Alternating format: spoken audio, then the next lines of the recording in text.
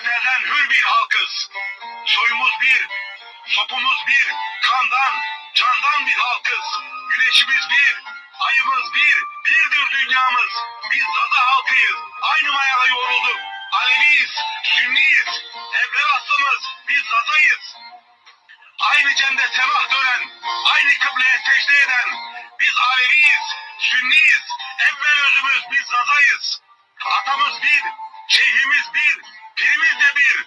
Van'dan Sivas'a ben de varım ben Zazayım. Fransa, yasım var yasım, nasıl izin verdin Hasan Kavak yoldaşımı vuranlara? Sanma unuttuk bizi inkar eden kurşunları. Diyorlar ki Zazalar bu dünyada az, göreceksiniz bir gün gelecek, dünya Zazalara az gelecek. Türkiye, Avrupa, duy sesimizi, biz geliyoruz. İnan halkım, hicretlerin kutsal yolculuk budur.